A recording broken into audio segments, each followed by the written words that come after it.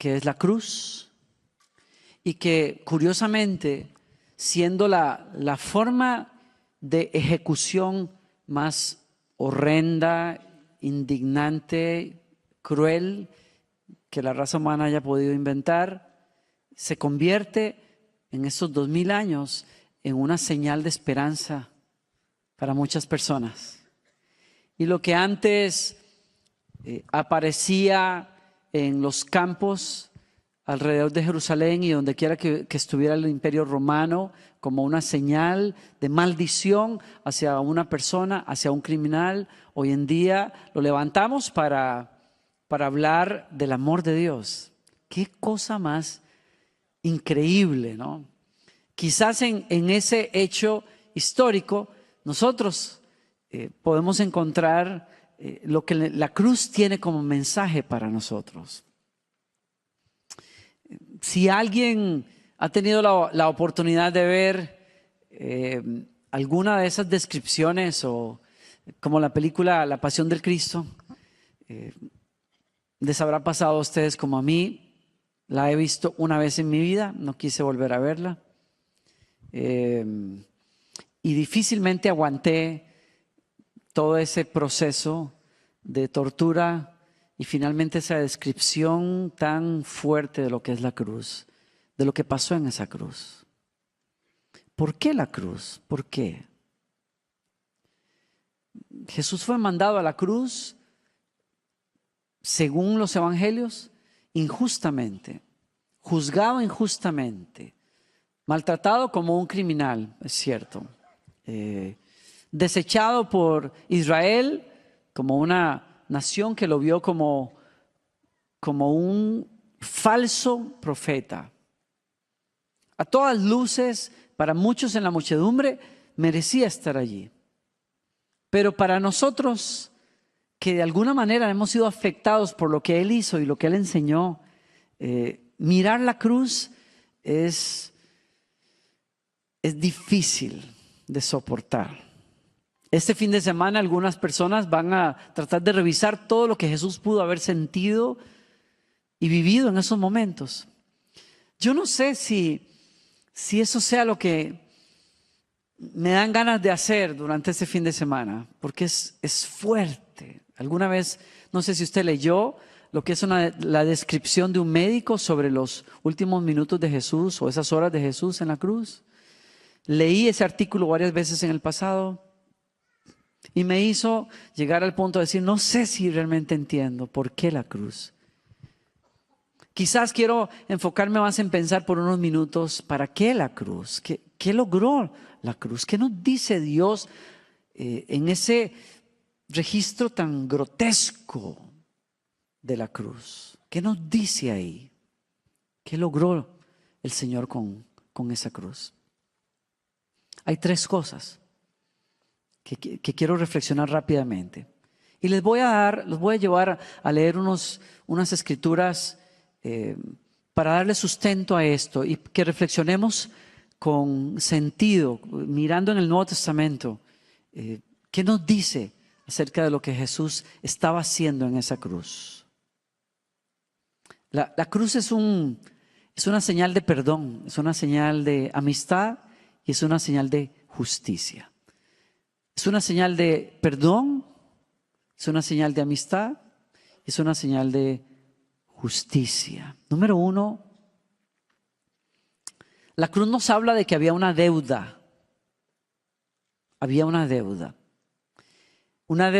impagable para la raza humana. Habíamos ofendido la santidad de Dios al decidir en el jardín del Edén como raza humana darle la espalda a Dios. Afrentamos su justicia, su santidad, su bondad de manera mal agradecida por todo lo que Dios nos dio. Le devolvimos traición y quedamos con una deuda como raza humana. Una deuda que nos pone en condición como raza de tratar de llegar a caminar en los mandamientos de Dios y nunca lograrlo. tratar de caminar hacia la justicia y la santidad de Dios y jamás lograrlo totalmente. Estábamos moralmente quebrados, espiritualmente muertos después de la caída. Y por eso la cruz, usted dirá, ¿sería realmente necesaria? Y parece que toda la Biblia nos grita, era estrictamente necesaria. Porque la raza humana que traicionó a Dios tenía que de alguna manera pagar de regreso, devolver en un pacto que quebramos en ese jardín esa deuda, pero no podíamos. Y esa es la cosa, no podíamos. Por más que fuéramos moralistas, religiosos, buena onda, buena gente, ninguno de nosotros jamás podría pagar por sus propias ofensas y pecados hacia Dios. Y entonces Dios decide hacer algo. Dios decide pagar lo que usted y yo le debemos y perdonarnos la deuda. Yo no sé si usted alguna vez ha estado en una situación donde tiene una deuda impagable. El que tiene una deuda impagable teme, ¿no? Teme que le lleguen los avisos por el correo, avisos de firmas de abogados que le anuncian a usted que si usted no paga en cierto tiempo, pues le va a caer la ley, lo van a obligar a pagar. Y que si usted no paga de alguna manera, pues se van a llevar sus cosas o van a reclamar su casa que usted compró con ese dinero, o etcétera, etcétera, etcétera. El que, dicen por ahí un dicho popular, el que la debe la teme, ¿verdad? Porque el que debe vive en temor.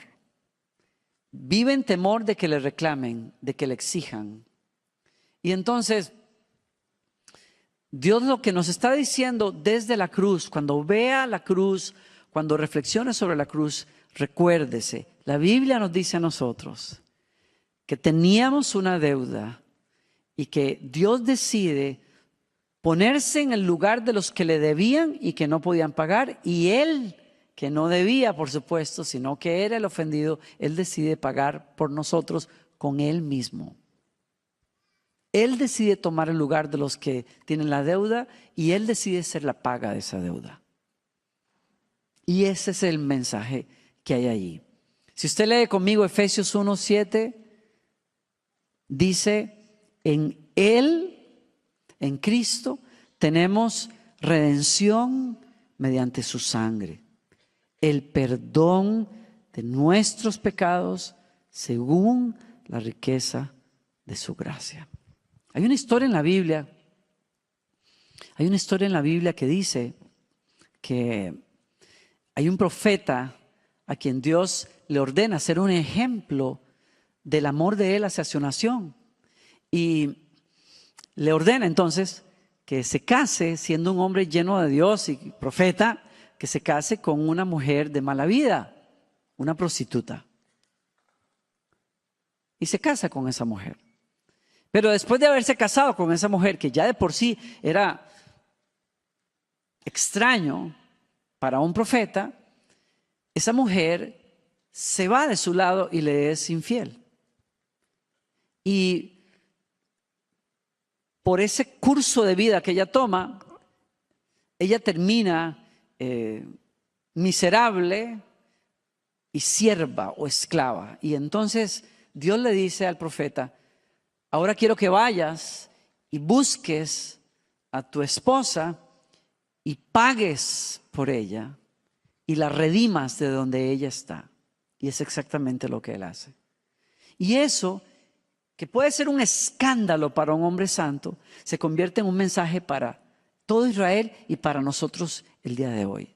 Porque aquellos que éramos hijos, le dimos la espalda a Dios, y al darle la espalda a Dios con nuestro pecado, nos vendimos al enemigo de Dios y quedamos en completa bancarrota. Y Dios, que nos amó inexplicablemente a la raza humana y que sabe que tenemos una ofensa que no podemos pagar, Él decide, aunque su santidad le exige y su justicia le exige que los que le deben le paguen, porque los que deben hemos roto leyes universales. Él decide, porque no podemos pagar, hacernos uno, hacerse uno con nosotros, hacerse uno de nosotros, y en esa condición, como uno de los que le debían, Él mismo ofrecerse como el precio por el alma de aquellos que le habíamos ofendido, y paga y compra nuestras almas y nuestro destino con su propia sangre y con su propia vida, y nos reclama ahora que somos de Él para siempre. Ese es el poder de lo que pasó en la cruz. Nos compraron para Dios y además nos perdonaron la deuda y ahora nos llaman suyos. Y el apóstol San Pablo en el Nuevo Testamento es tan fuerte que dice: hasta el cuerpo de ustedes ya no les pertenece a ustedes. Fueron comprados con precio y con precio de sangre. Y el apóstol San Pablo dice: honren a Dios entonces con sus propios cuerpos, porque toda su vida ahora le pertenece a Dios. Tú fuiste comprado. Tú fuiste, para usar un término del Nuevo Testamento, fuiste redimido. Fuiste sacado del mercado de los esclavos. Éramos esclavos al pecado porque al pecado nos vendimos cuando desobedecimos a Dios. Y a pesar de nuestra alta traición, Dios decide venir a buscarnos y nos compra, y por decirlo de alguna manera le paga al que tenía el dominio, porque se lo habíamos dado a nosotros, y nos libera para que le adoremos a Él y le sirvamos a Él. Mi esposa y yo reflexionábamos el otro día acerca de la situación extraña de Israel en Egipto, porque cuando ellos entraron a Egipto originalmente, entraron con la benevolencia del faraón. Acuérdense ustedes que fue por José. José introduce a su padre y a sus hermanos a Egipto, y entonces nos dice la Escritura que les dan una tierra, la tierra de Gosén, una de las mejores tierras, y vivieron protegidos por Faraón. Pero cuando tú lees la historia, 400 años después, son esclavos y están sirviendo de una manera miserable a los egipcios. ¿Qué pasó en medio? No lo sabemos. Evidentemente hay otro faraón que se levanta que no tiene ninguna relación con el anterior, al que sí le caían bien los hebreos. Y entonces, como pasa cuando hay un cambio de gobierno, pues los que antes estaban privilegiados, pues ya no están privilegiados. Más bien el otro como que: ¿y quién dijo que estos tienen que estar privilegiados? Pues ahora que no. Y les cayó encima y los quiso aplastar y los quiso aniquilar. Y todavía nos preguntaban, pero ¿qué hay detrás de eso?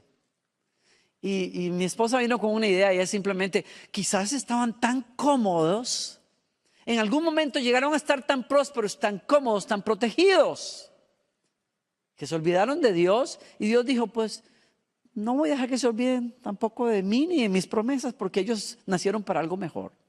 Están muy cómodos, pero son siervos de alguien, y yo los voy a reclamar. Y manda a Moisés y les sacude la conciencia y les dice: ustedes no nacieron para ser esclavos de nadie, ustedes nacieron para adorar al Dios vivo. Y aunque ustedes se olvidaron de Dios, Dios no se olvidó de ustedes. Y yo vine para sacarlos de aquí. Y cuando Faraón dijo: no los dejo ir, dijo: papito, usted se equivocó, usted no sabe con quién está peleando. Está peleando con el Rey de Reyes, Señor de Señores. Y plagas sacudieron a Faraón hasta que los tuvo que soltar. Y lo que la cruz dice es: yo estoy dispuesto a pagar lo que sea, aunque ustedes me hayan traicionado. Yo estoy dispuesto a pagar con lo más bello que tengo, que es mi propio hijo, para comprar a cada uno de ustedes y hacerlos míos para siempre. Y aunque Faraón quiso sostenerse, el Señor en la cruz le aplastó la cabeza, lo venció en esa cruz y lo dejó ir libre a usted para que adore al Dios vivo. Ese es el poder de lo que pasó en esa cruz.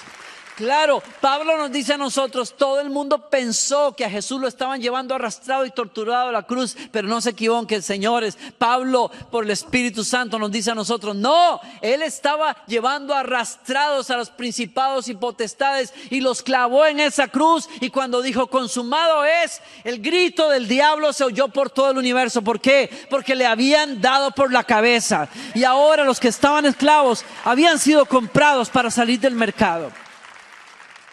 Fuimos redimidos, comprados. La segunda cosa que pasa en la cruz no solamente es el perdón de una deuda, sino que es la reconciliación, la amistad. Se recuperó la amistad, porque en el momento en que, miren, tenemos una imagen muy fuerte de lo que la raza humana había hecho.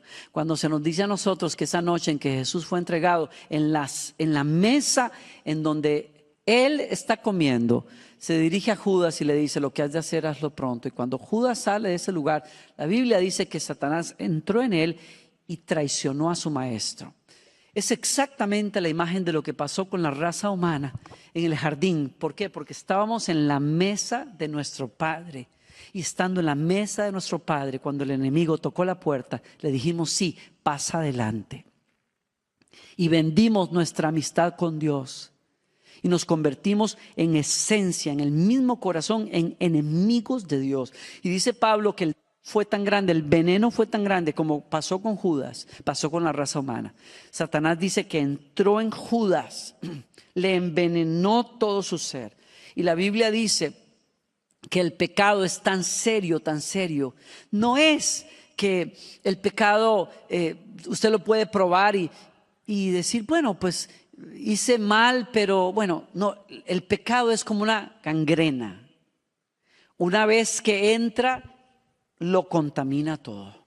Tú le das un poco de espacio y te despedaza tu imagen, te destroza por dentro, te tuerce los motivos. Y los que antes amaban a Dios, Adán y Eva, se vuelven con el puño contra Él. Y eso lo hemos visto a lo largo de toda la historia. Usted dirá, ¿qué cuadro más oscuro, pastor? Pero no es el cuadro de mi interpretación. Es lo que dice la Biblia una y otra vez. Todos se apartaron. Todos se corrompieron. Todos se fueron cada uno por su camino y dejaron al Señor. Eso es lo que el pecado hizo. Nos convirtió en enemigos de Dios.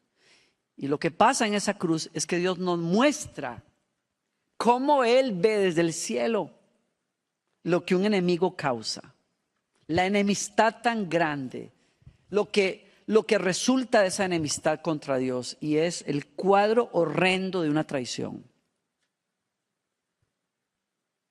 Pero la Biblia nos dice a nosotros que en esa cruz fuimos reconciliados, fuimos acercados a Dios, fuimos recibidos. Colosenses capítulo 1, verso 19, pues a Dios en toda su plenitud le agradó vivir en Cristo y por medio de Él, diga conmigo, por medio de Él, Dios reconcilió consigo mismo todas las cosas.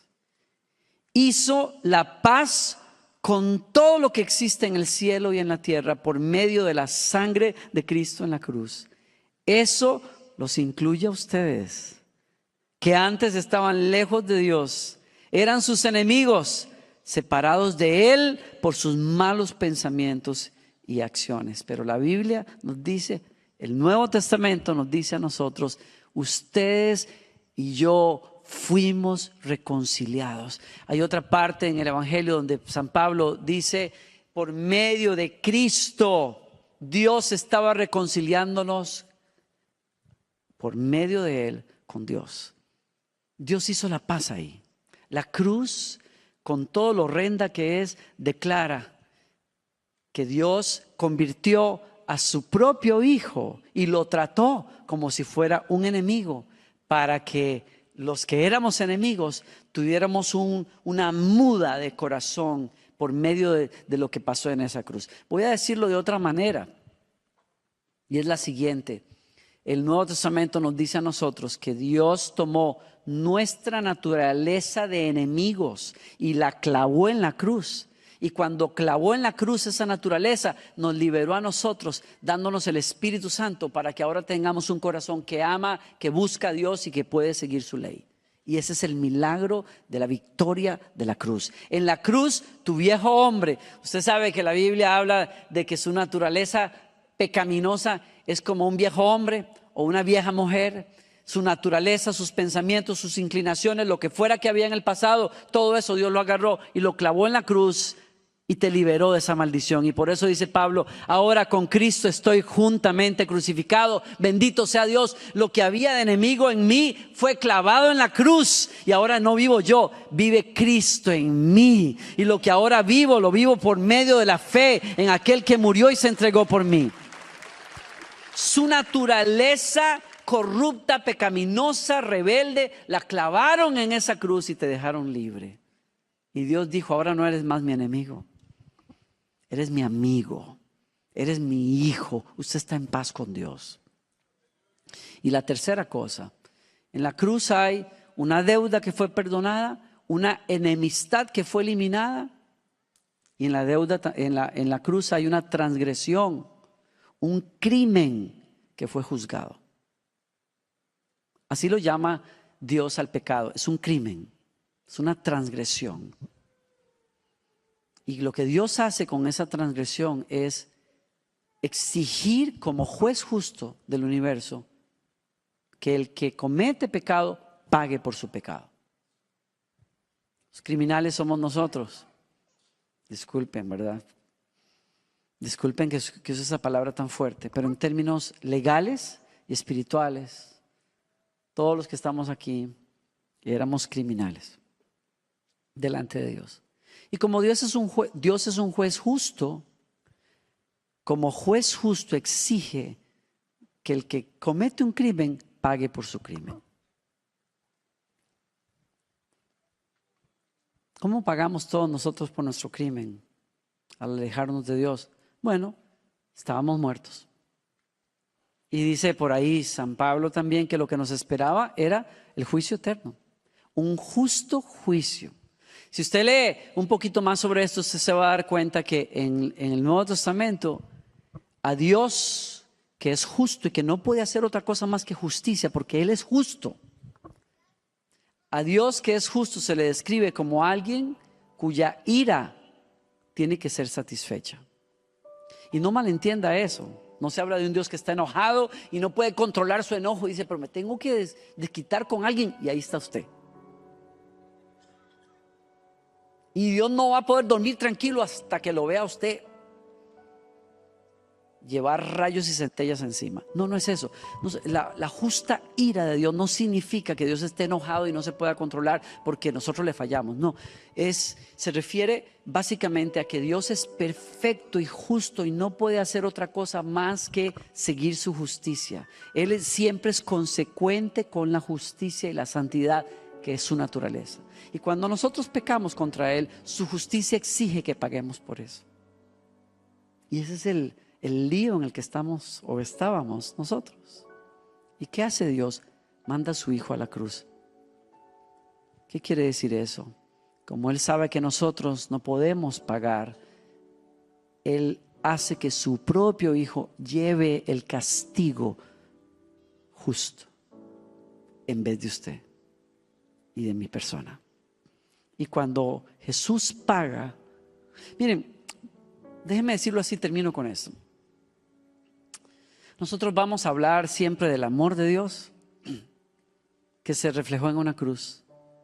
Pero cuando hablamos del amor de Dios, podemos tender a caer en la idea de que Dios nos tiene tanto amor que Él se hace de la vista gorda de lo que hicimos nosotros. Pero no es así, porque Él es justo. Y para Él caminar en su justicia, Él tiene que recibir el pago o dar el pago como juez justo. Y lo que nuestro bendito Señor hizo es hacerse uno de nosotros, como los ofensores éramos, y fue a la cruz y pagó y llevó sobre su cuerpo todo el castigo de nuestros pecados y satisfizo la justicia bendita de Dios.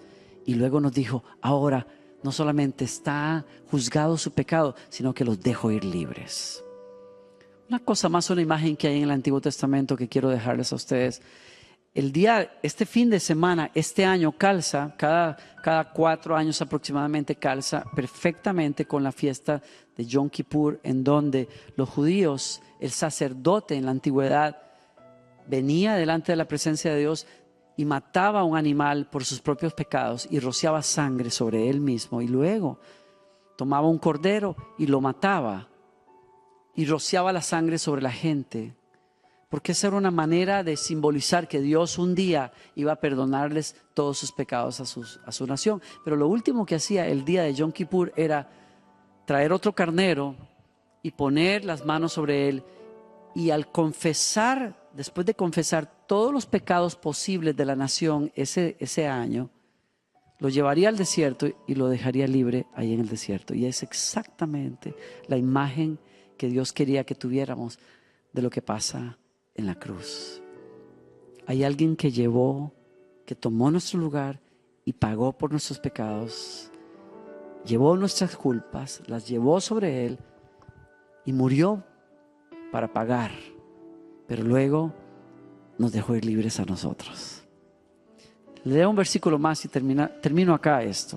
Si quieren, se lo leo. Romanos: cuando éramos totalmente incapaces de salvarnos, Cristo vino en el preciso momento y murió por nosotros pecadores. Ahora bien, casi nadie se ofrecería a morir por una persona honrada, aunque tal vez alguien podría estar dispuesto a dar su vida por una persona extraordinariamente buena, pero Dios mostró el gran amor que nos tiene al enviar a Cristo a morir por nosotros cuando todavía éramos pecadores. Entonces, como se nos declaró justos a los ojos de Dios por la sangre de Cristo, con toda seguridad, Él nos salvará de la condenación de Dios. Les leo un versículo más, Romanos 8, 33, 23.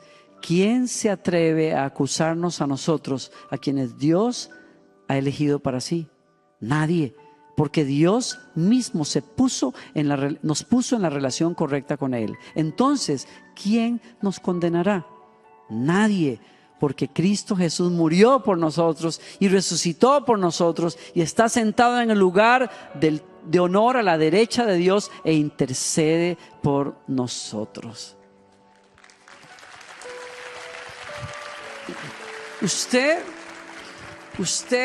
en la cruz fue perdonado, usted en la cruz fue dejado libre y usted fue declarado amigo de Dios. Y yo cierro con esto. ¿Por qué nosotros tendríamos que vivir lidiando con culpa si Él nos dejó ir libres?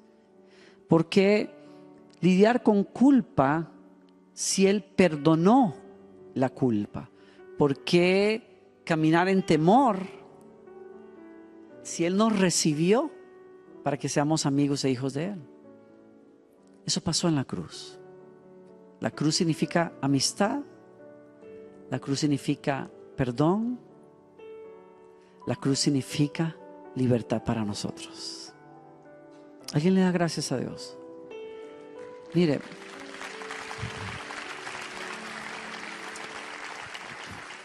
póngase de pie conmigo.